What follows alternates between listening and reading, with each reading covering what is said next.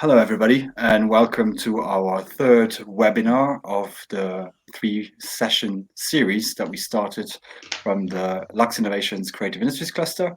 I'm very pleased today to be joined by our three experts from literally across the globe, as we announced it, from Canada, Montreal on the one side, Christophe Bilbao, who's joining us from La Hello, Piscine. everyone. Hi, Christoph. Thank you very much for joining us. Welcome. Then we have on our neighboring side, Germany, we have Jürgen Enninger, who joins us from Munich. And he's very active in Munich. He has been for a long time in promoting creative industries and works for the city of Munich in promoting Kreativ München, and is also the chair, I want to say, for PCI Network, which is promoting creative industries, a network in Germany, regrouping different decision makers in terms of creative industries. So thank you very much for joining us today, Jürgen. Thank you. We have our third speaker who's experiencing some trouble with connecting. So it's Martin Charter, who's the director for the Center of Sustainable Design in London. He's also a senior team member for the Business School of Creative Industries at the UCA, the University for Creative Arts, and very pleased to have him join us as well. So here's the slide where it regroups all our three speakers. On a more personal note, I'm very pleased to regroup those three speakers in this digital format of this webinar for this event, as I had the pleasure of actually all meeting them in person at different stages over the past 2 years. And I'm hopeful for a very fruitful and exciting discussion together. Before we get really started, we've organized a poll. So on the right side of your screen, you'll have the chat, you'll have the questions bar, which you can use afterwards during the discussion to actually send us your questions. If you like the questions that you already see and that have been inputted, that will increase them in terms of priority for us then to check them and answer them. And the poll, we just ask three very simple questions. Would you describe your current business as striving or as being regressive? What role do you think the creative industries have to play after the crisis? None, a small influence, a medium impact, key strength, or maybe you don't know. And then just to get a feel for the audience today, what economic sector best fits your activity? So what's your area of expertise and the sector that you work in? So I see that Martin has joined us. Thank you very much. I already introduced you whilst you were connecting. Thank you, Martin, very much for joining us today for the discussion from London. I introduced can you hear me? As yes, we can. Can you hear us? Okay, good. Good. So as I said, Martin is the director of the Center for Sustainable Design, and he's at the University of Creative Arts. He's a professor at the University of Creative Arts in London. So here we go. I think it'd be fair to start with the person that joined us from the furthest. So we'll switch over to Christophe Bilbao from La Piscine. Christophe, maybe as an introduction to get people to understand what you do in Montreal, can you tell us a bit more about La Piscine as an incubator accelerator? Yes, for sure. So we are at La Piscine, so basically the swimming pool. We are an accelerator, so we have different programs, coaching, at different level of maturity. So we, as an accelerator, we work more with what we call scale-ups, meaning organizations that are already more mature, that already have some clients, that have attraction on market, and then we help them grow. So, and a growth from a Quebecois perspective, so the French Canadian province, it's mainly obviously no other choice than to go international. So growth is definitely Canada, the US, and the European market, and Asia, of course. So in that order. And now obviously with the crisis, we've been really working with those different companies just to help them figure out what's going on and how to stabilize whatever they were doing, or if it has been like a complete change in their routine. So how might be those new routines just to find a new path to growth? So that has been our really really like hard work for the past 6 weeks now, definitely helping organizations. We are used to coach around 100 companies a year through our program. So this is what we are doing, obviously. And also, as a company and a startup, we had to adapt, obviously, every week to what was going on the market and how to talk to our clients and everyone. So we experimented also ourselves the crisis and how to go through. Mhm. Thank you for that introduction. I'll switch over to Jürgen in Germany, in Munich. So, Jürgen, tell us a little bit more, maybe about the work that you do at the city of Munich at the as the head of the excellence team that looks after creative and cultural industries. Um, Yes, the Team of Excellence for Culture and Creative Industries is a cross-sectoral matrix within the city administration. So it combines the cultural, the economic, and the real estate facilities of the city to offer a one-hand service for culture and creative industries within the city and the metropolitan region of Munich, which is more or less southern Bavaria. It's a very fascinating structure because it's a very unique thing to do to form a matrix within the city administration. And it's also challenges because I report to three different heads of department. Actually, tomorrow I'm going to report to them for the year 2019. So it's very interesting because the approaches are quite different from the different sides. What we do is a five-pillar thing. So we have like free consultancy. Every person working in the creative sector in the metropolitan region can approach us with regard to free consultancy. Secondly, we have a training opportunity. So we offer different trainings on legal sides, on copyrights, on IPs or social media. Thirdly, we have like internationalization projects which we do. Like we have been to Montreal, to South by Southwest, or to the Children's Book Fair in Bologna. Fourth, we offer real estate opportunities. So, as I said, we are a combined structure within the city administration, so you can easily contact us with regard to office space or rehearsal space. And last but not least, we have a financing opportunity. Currently, we have a new program where you get 90% from the project costs you have if you hire creative people within the city of Munich for a crowdfunding project. So it's also a kind of a subsidy and a new impulse towards the creative sector within the city of Munich. mhm. Thank you very much, Jürgen.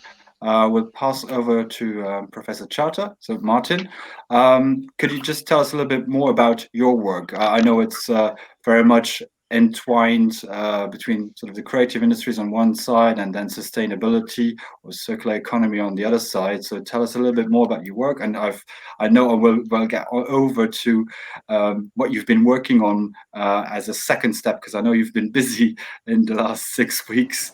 And working on a report, on a Foresight 2030 report. So tell us a little bit more about your work and about the report, please.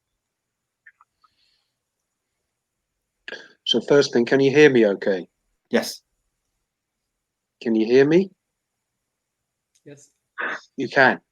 Okay. So yeah, I'm Martin Charter. I'm from the Business School for the Creative Industries that's based at the University for the Creative Arts. So we think we are probably the first specialist business school focused on creative industries. University for the Creative Arts has 4 campuses across the southeast of England and covers from both the arty side of the creative industries right through to games design and everything sort of in between. My focus since 1995 at UCA has been around sustainability, primarily in the product area. But recently, my center was moved into the business school, and as part of that, we've undertaken this quite intense study around creative industries, sustainability, and Industry 4.0. So I'll stop there. Okay. And I'll then jump over to the report that you've published and that you've been working on, because it's actually focusing on creative industries and is called the Foresight 2030 report, so up to 2030. So tell us more about that, because I think what people are interested in is this the outlook that was always said globally, that creative industries were going to be one of the driving forces economically, one of the fastest developing sectors, and then obviously the pandemic happened. So what is in your report, for instance? What conclusions did you come to? Okay, well, so this particular report, as you highlighted, Mark, focused on 2030, on the creative industries, and we particularly drew out issues to do with sustainability and Industry 4.0. We were looking at global trends, but also bringing it back into the UK. And as you had highlighted, certainly in the UK, the other key point I should say, literally, we ran our Foresight workshops, I think, 1 week or 2 weeks before lockdown. So, in a sense, a lot of the report was written just prior to lockdown and then during lockdown. So, I mean, certainly some of the issues we've seen, we saw, prior to the current challenge, was the projected significant growth in the sectors, and notably in the UK, we saw significant growth in the fashion sector and also the so-called createch sector, which is a sector that, or a subsector of creative industries that is not as well defined, in a lot of the typologies that are out there. What we'd also identified is the movement of a lot of tech companies into the sector, and really how technology is going to further integrate into all the subsectors. And that's, in a sense, a mega trend. So, despite, the challenges in the short term, that's an indication of the future. Clearly, what we also identified, or maybe not so clearly, what we identified is the whole ecosystem, that supports the creative industries, the freelance sector, the gig economy, people on short-term contracts, and really, how CV-19 has really decimated a lot of the players in that sector. So, perhaps the employment in the sector is bigger than is normally thought about, but layers of the sector have been severely impacted by CV-19. Other more meta issues is the fragmentation of the sector, and at least in the UK, the main lobby bodies are very much focused on the big players, whereas notionally 95% of the sector is micro and small businesses. So these really small companies that are the heart of the sector, but really aren't necessarily represented. So I'd just for time, I'll maybe pick out one or two key things that we've also observed. What we've also observed is actually the experimentation and creativity that has been going on in terms of the use of the different video conferencing technologies. People doing free dance lessons, music lessons, etc., etc. People starting to experiment with the technologies, and in a sense, a lot of that is at the ideas stage of innovation. However, we've started to see a few companies or startups or entrepreneurs that are trying to grab some of those ideas and produce products or semi-commercial product services. So one company is creating songs that they're making available online. They're then getting people to donate money for those services or that song that is then sent to somebody, and the money then goes to our National Health Service. So they are monetizing, in a sense, that idea. So I'd leave, perhaps a question to go into the discussion is this sort of creativity, that is emerging, is that almost going to be a test bed for new ideas, or is it just going to remain, at the level of interesting ideas and playing around with technology, perhaps it may lead to new products and services. Mhm. Thank you, Martin. Well, I'll pass over to Christoph, who's obviously dealing with a lot of companies and sort of looking at their business model, and then I guess your own business model as well. So, because you had to quickly adapt according to the situation, and I know you're working on sort of a new formula, a new program. Can you maybe tell us about that? You mentioned it earlier a little bit, the impact of COVID-19 for your business, for creative industries in sort of in Canada, and how you had to react. I know there's also a survey that you sent out to ask people to get a feel for where they are at the moment in terms of business and expectations.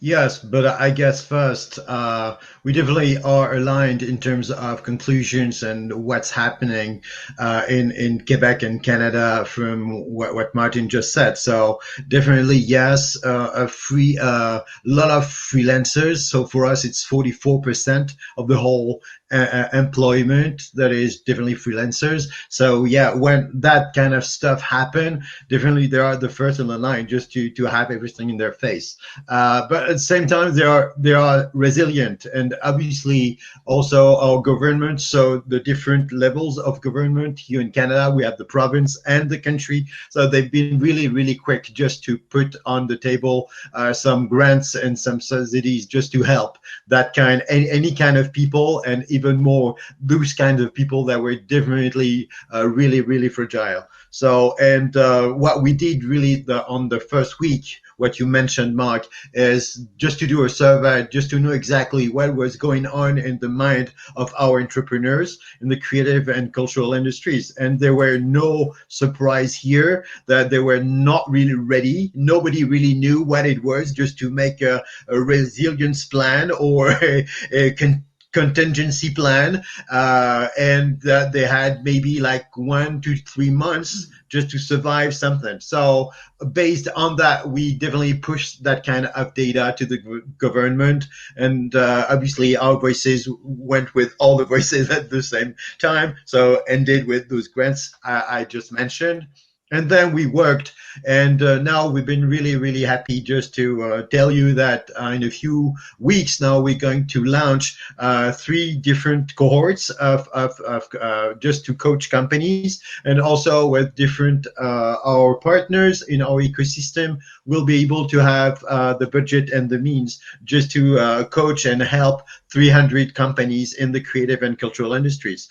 And the main here purpose is definitely to help them understand what's going on, help them also in the human resources level, because their main problem here is once you are over the feeling that you're not going to be able to stabilize everyone, the guilt just to have people let go and go unemployed, it's really strong as a burden for all the entrepreneurs. So definitely have to work on that. The mental health, it's definitely strong. So we're just helping them go over it. And also, if and when everything is going to go to a new normal, the main question is, are those small companies, are they going to be able to rehire their own employees, knowing that in that market we were in full employment before the crisis, and as we know, all the big companies are going to have obviously more power just to attract those potential really good experts in different fields. So the fear right now is just to see exactly how they can either keep their employees, or have them back quickly, so they are sure that nobody else is going to go and pick them up and steal their resources and experts. So it's mainly what we're going to work on right now. And financially speaking, I guess it has happened. Everybody has been contacted with their banks and so on. So it's more or less stabilized for now. Okay. Thank you, Christoph. Then for Jürgen, it'd be interesting to hear in Luxembourg there how we felt it here. And what we've seen here is that Martin mentioned it already. A lot of creatives have come up they have been really creative and inventive in that sense, and experimenting with ideas in terms of offering free advice, offering a free service to clients, because they wanted to do something. They could not remain static and idle and not do anything. So it'd be interesting to loop back at what Martin launched in the discussion, to one, hear what is the situation like in across Germany, because I think you have a really good vision of what its creative and cultural industries are like in Germany at this moment, and has that happened as well, and them sort of offering something in terms of free advice, free services for existing or for potentially new clients. I think the first main challenge was to reorganize the structures by the public institutions, because I mean we were very much in certain fields, as I said, consultancy and networking and so on. So very touchable strategies we had. Like networking is something very personal. So when we started, we really started to restructure, to build a hotline on the most challenging things people experience, especially to teach and to inform about the subsidy programs.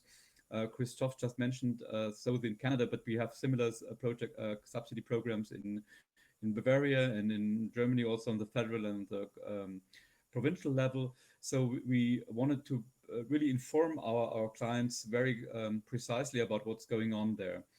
On the network PCI, so the PCI network, just to explain it a little bit more, is a network of around 40 organizations within Germany who support culture and creative industries from a city level up to a federal level.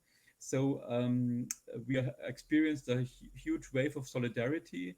All this fragmentation Martin just mentioned seemed to disappear in the first step, but actually it came back very quickly. So it's really challenging to keep the solidarity. And it's also interesting that we really experienced regularly a lot of exchange a lot of experiences in how to handle the whole crisis on those levels we already do. On the monetizing side, yeah, it's actually a bit, for me, depressing to see that on the one hand, of course, there's a lot of creativity around how to cope with the situation, but there are no monetizing systems around the creativity. So what we started right now is that we support especially such programs which offer a monetizing system to the creativity. So we won't sponsor any creative projects without any monetizing side at the side. So what we currently do is, when it all came up, we offered a very small amount of money to those which are doing that, and always saying that if you don't pay your artist, you don't get that money. So it's a very clear message we send towards all those platforms, and also on the federal side, on this political lobbying side, it was very clear that we want to be solidary. We want to build a solidary movement towards all the freelancers. It's not about creative freelancers, it's all the freelancers who work also, for example, in the health sector. It can't be that there is any difference in the subsidies. So what I really experienced is that there was apart from the silos which we usually experience, there is a broad expectation that we would like to face these problems together, to find new solutions together. Mm-hmm. And I think what Martin said before, and it rejoins what you're saying as well, it's a good way that actually people get value and monetized for their expertise and for their creativity. Martin mentioning it as now this situation now being sort of a potential test bed to actually come up with new innovative ideas. But working for free is kind of like a tough place to recover from, usually. Saying that, I mean, I used to be a freelancer as well as in the audiovisual sector. So I can't imagine what the situation must be like now when you offer something for free for your clients, and the next time they come back, they probably will want it for free as well. So what do you think there? I know this is crystal ball, what we think might come out of this situation, but I think it's a question a lot of creatives have in their mind. How do they get out of this situation now for offering something for free or getting a small amount when they actually solicited and needed? How can they use that? Could it also be an opportunity? Is kind of the question. Oh, if I can answer that one from our perspective, and if I take an entrepreneurial also point of view, obviously everything is in the detail and how you communicate whatever you are doing. I mean, obviously, yes, we are in a very specific situation where everybody needs everyone. So if our cultural and creative entrepreneurs can be here just to do whatever they are perceived in terms of value means entertain and be here and mediate. Yes, good, fine. But at the same time, we don't have to ignore that they are experts. And it's not that easy just to create, and it's not that easy to entertain. And I guess in that sense, they have to lower their voice and say it really high that they are professionals. And this is the best also in our coaching system, which is exactly one other area where we're going to work with them. It's how they have to communicate with their clients in different situations. Here now it's obviously really specific, and going forward, I get there is definitely opportunities just to show. Maybe it's a good way just to show whatever they are able to do in a nice way, in a human way. But then things change, and obviously nothing for free. And Mhm. this is the first sentence, I guess, or the first question we ask them every time we meet someone new is, okay, how do you make money? And the first answer is, oh, but I'm an artist, and but I don't know. Oh, Christoph is frozen, so we'll loop back to Jürgen maybe to answer that part of the question as well. So how do you Well, recover from maybe I that can sort of business? I think we have to, as a public organizations, we have a certain responsibility for monetizing those business models. So if we support, we need to have a clear focus on the monetizing part, either of the artistic work as well as the business side on creative industries. And uh, I think we have to focus more on like as said before, on specialists like being hired for bigger companies or on jobs you get from other networking opportunities.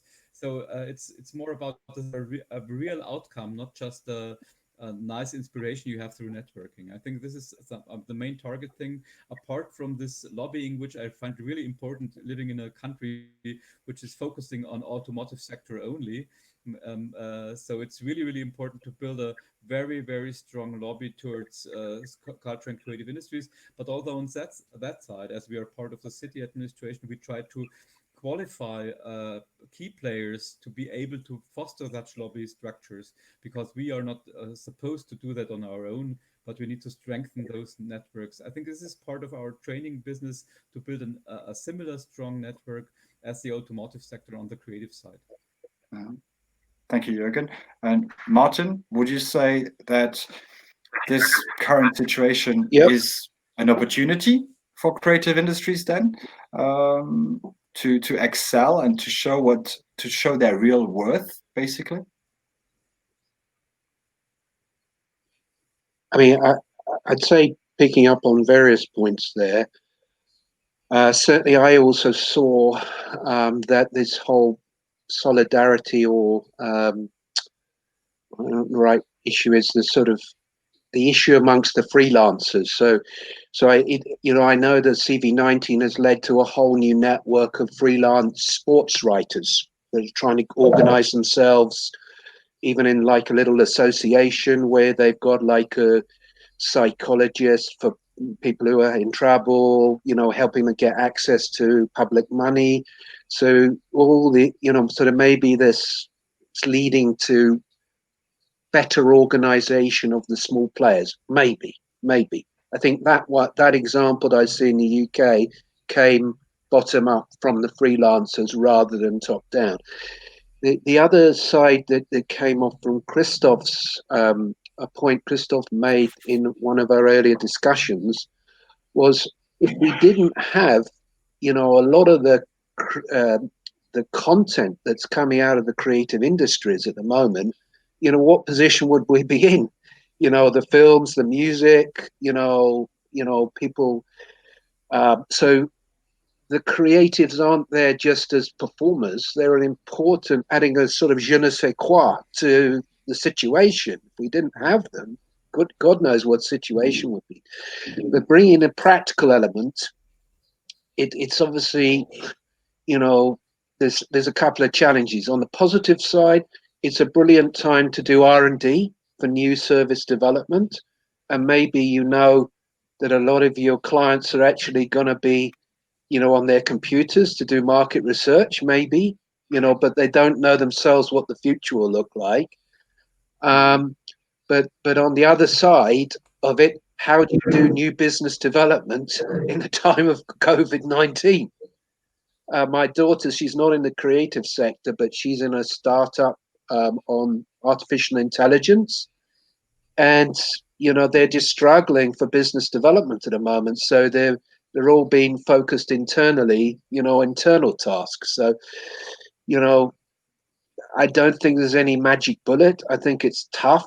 You know, I think one's almost going to have to apply one's creativity to, you know, the business. Can one reinvent the business? Can one just say, right, we're not going to have any new business for 3 months, so we've just got to focus on R&D, maybe. Mm-hmm. Well, that's something we've experienced. Or that's something we discussed in preparing this webinar as well, and it's been mentioned once, I think, in the discussion here. It's about sort of access to other markets.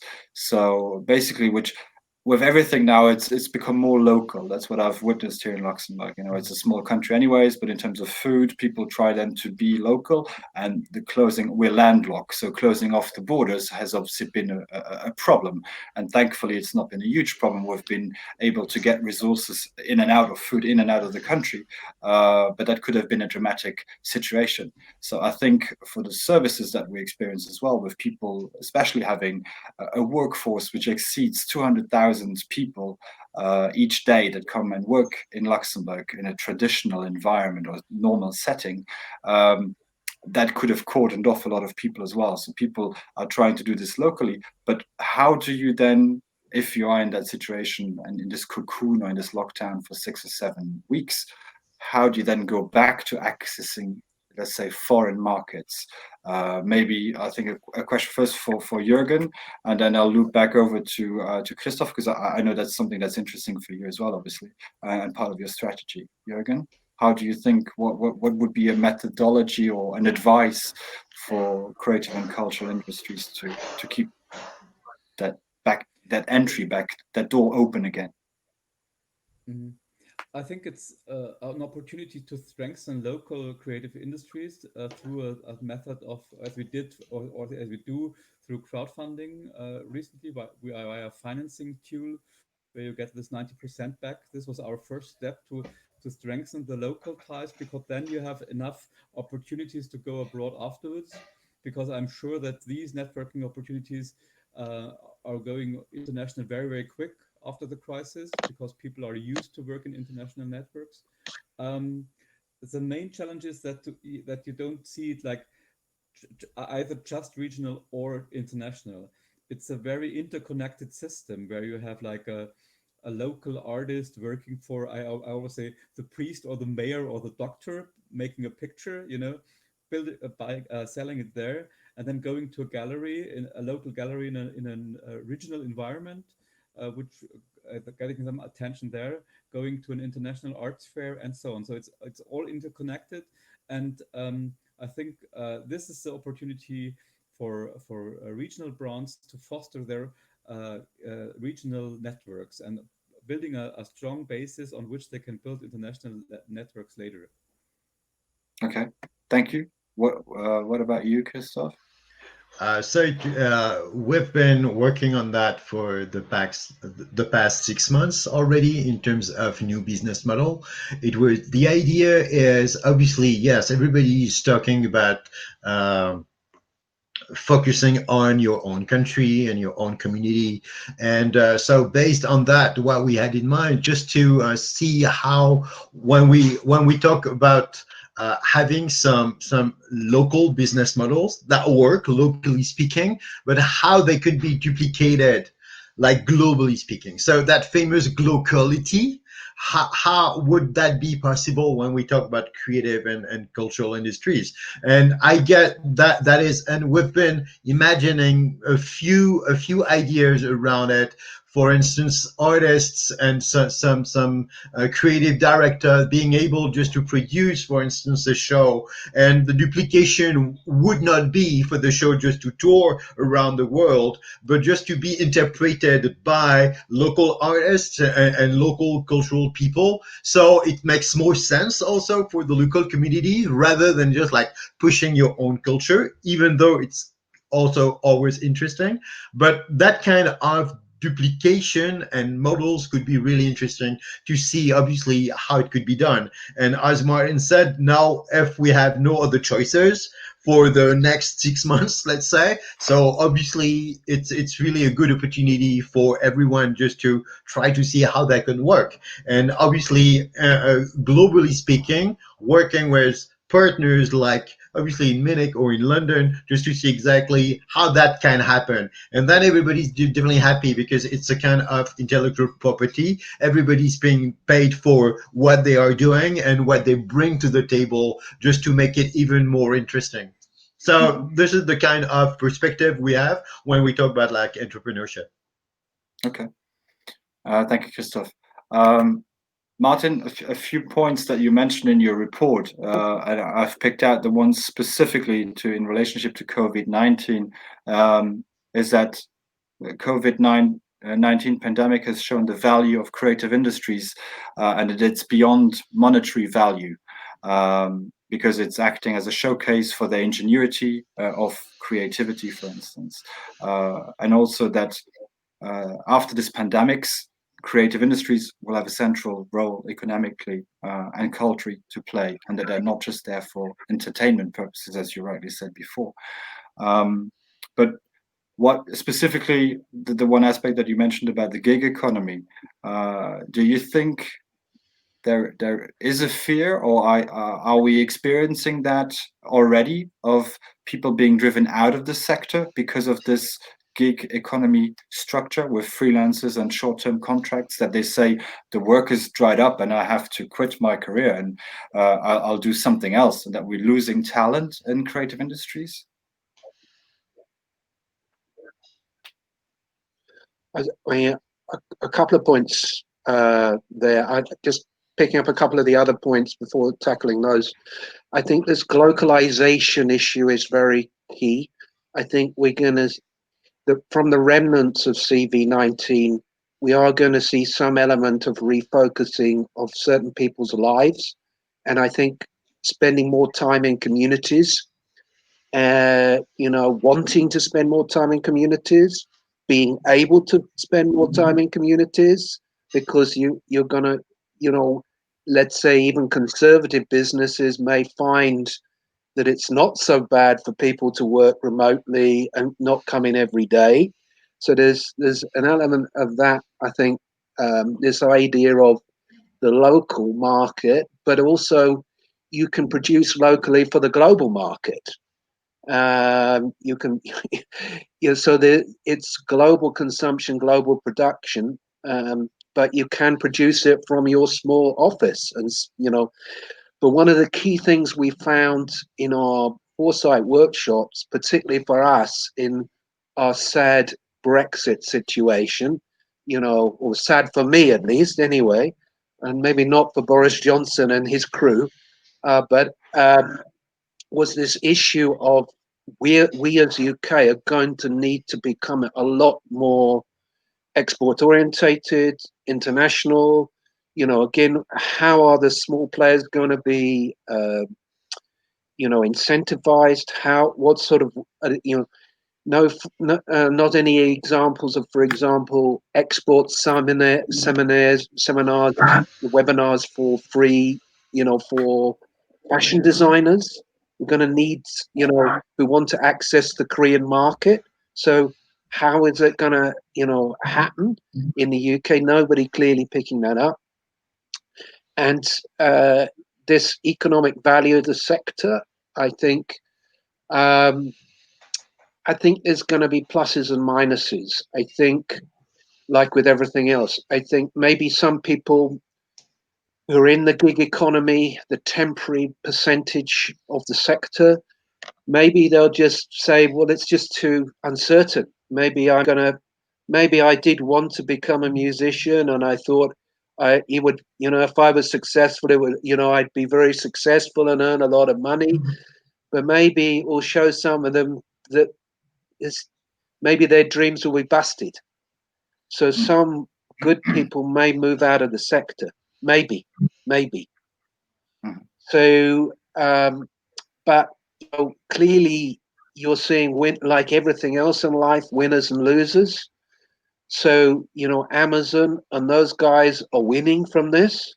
Is there going to be some pressure, bearing in mind they are playing in the creative industries, as are a number of those big companies?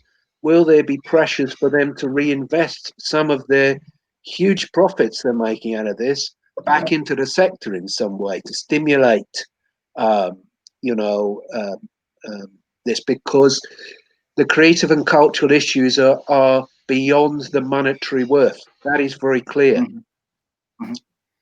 Thank you. We have about 4 or 5 minutes left, and people have already started to ask a few questions. One kind of like rejoins, which I'll pick as the second question, which rejoins the question I was going to ask anyways. But one, Jürgen is replying. I see, or has Jürgen already replied to the question from Francis Michaud? Hello, Francis. Thank you for joining us. I'll put the question up. So maybe Jürgen, you can answer it live too, because I've seen that you already started answering. So there you go. Has anyone of you in mind? I've got some examples in mind of a brand new series products which have been created because of the crisis and which will become sustainable services or products for the future. Maybe Jürgen, because I saw you were typing a reply. I think what I experience is not some new products, but it's a real pressure towards monetizing digital products. Actually, things which are already there need to be monetized. And for example, there is a really good example for that. The documentary film festival in Munich actually is right now one of the biggest documentary film festivals in Europe after Amsterdam, and they started to monetize their festival strategy. So you can buy all the passes, all the access codes, and so on, and then you get access to the documentary films, and they're monetized directly. So this is something I really experienced. It's a very new idea. This is a really positive aspect of the pressure that people really reconsider their digital approaches, and that they really, the first thing they think is about how do I get money from this. And if we have like key players on the market, which are like the Documentary Film Fest, which is an important festival, or other festivals like what Martin just said from the gig economy, which is kind of an important part of the economy, I think we have a major push towards a strongly monetized gig economy or creative sector, which is not anymore ashamed of being paid digitally, but is more being proud of developing new possibilities to develop such payment procedures. Okay. Thank you, Jürgen. I'll put the next question on the screen, which rejoins what I was going to ask you as kind of like a rounding off question, because I was going to say it's an opportunity now to restart and to have this reset button. Nature is recovering, which people are really happy about. And I think Georges Sigron, hi George, thank you for joining us, is asking, a new landscape will emerge post-pandemic. In which area of creative industry do you see the most potential to develop new ideas or products or services post-pandemic? It's a unique moment in time for creatives with great potential to invent new services and products. I agree with what George said, but what any of you three who wants to maybe pick the question and say, what do you think is the most potential? Maybe start. I think the createch sector is the whole set of new technologies that are emerging, and how they apply to the various vertical creative industries is already an emerging sector, but that's gonna grow. I think again, opportunities for perhaps new creative industries districts perhaps in different regions to try and regenerate activity, maybe building on what's already there in places. And I think so, as was said earlier, some of those organizations to keep visibility may have for example, streamed content. For example, one of the big theatre houses in London started to stream, plays. I think for free. I don't know if they did it before, but they were using existing content that was recorded just to, provide content. Now, whether they'll start to then monetize that, once people get it back in reality. But I'd say another caution for any visitor-based industries, are people going to come in the same numbers to, plays or films or music, particularly if there's going to be an online alternative. So that whole balance between the physical and the online, when the learning curves have been built on in terms of underlying deliveries, is a big question for me going forward. The one-to-one versus the virtual consumption, if you like. Yep. I'll give Christoph an opportunity to answer that as well, and ask you one final question because we're just over time. But I'd like to for Christoph give an opportunity to answer now. Okay, so but very quickly also, yes, online is one thing. Obviously, we'll have to discover new ways just to obviously consume new products and cultural products, but also in the real world. And I guess there's many also opportunities that are going to arise here also in the real world, because anyhow, we are humans and still we're going to go outside and have the willingness just to be together and collide together and do stuff together. So here, even in the new world, even if now the pressure is differently put on distanciation and security, but even then it's really interesting just to see how then obviously technology can support that kind of re-engagement in terms of communities. Maybe it's just connected objects just to know exactly how many people are there and what are the flows, and just to know exactly what's going on in a tiny space or in a space, just to give information. All that kind of stuff is really interesting. And in terms of product also, when you talk about like spaces and all the collaborative spaces, I can tell you that all the WeWork of that world are definitely on the edge right now just to know exactly what's going to happen. Then they will need creative people just to give them some ideas and opportunities and solutions. So the real world for me is definitely really also interesting in terms of opportunities. The last thing would be everything around mediation and communication. So in terms of how people are going to discover those new proposition, or how are they going to be able to know they are going to be safe if they go in any place. So all that the communication and the media, definitely also really nice, huge opportunities right now just to be in that kind of relationship with the customers. I think that nicely rounds off the last question I was going to ask you to answer, maybe with, if possible, with one sentence. The question is that I know, I think all four of us here together, we're doing a lot of work to educate people about creativity. So is that now, have people now really understood the worth of creativity because of this crisis? Or is there still a lot of education to be done to get into people's heads the real value of creativity, be it design, be it interior design, architecture, music, all the entertainment that's happened?